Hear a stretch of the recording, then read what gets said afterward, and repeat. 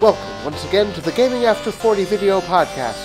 In this episode, we blast off and strike the evil Bido Empire. It's R-Type.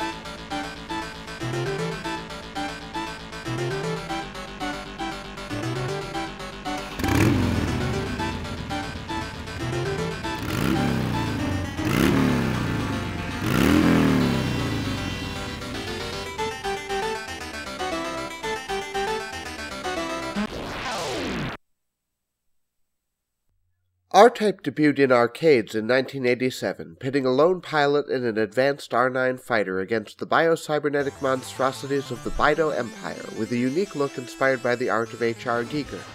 The game was a major hit, and soon made its way to the Sega Master System, where the graphics were reduced in size but recognizable. The PC Engine and TurboGrafx 16 hosted a remarkably faithful version, which originally appeared in two parts in Japan due to storage restrictions.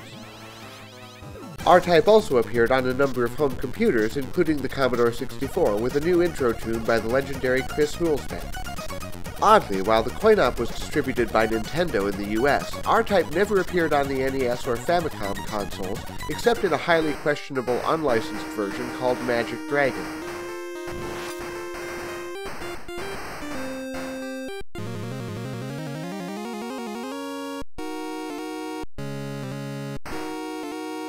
R-Type's influence was also seen in arcade games like SNK's Neo Geo title, Last Resort.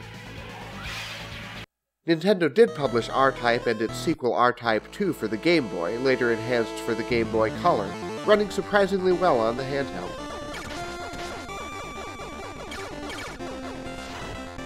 In the late 1990s, the original games were ported to the Sony PlayStation, with a new FMV intro that spelled out the backstory in much more detail, and included an encyclopedia of background data for hardcore fans. In 2009, Tozai Games brought R-Type Dimensions to the Xbox Live Arcade downloadable platform. We spoke with producer-designer Brett Ballo and Tozai Games president Sheila Boughton about R-Type Old and New. It was just the perfect blend of the graphics and the gameplay that just made it stand out from other shooters and other games.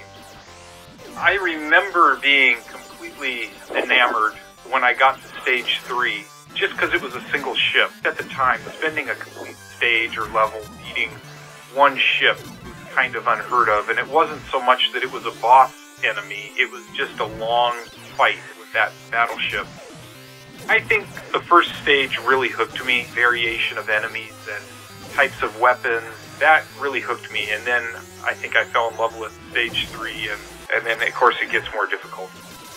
I hate to admit this, I was never able to pass the garbage dump at the end of stage 7, and I could get there on my first life, but I couldn't beat that.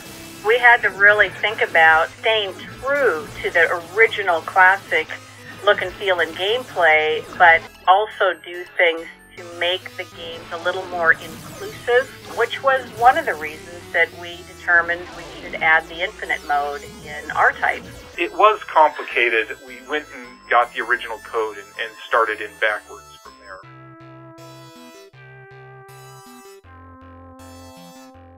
Yes, I like R-Type.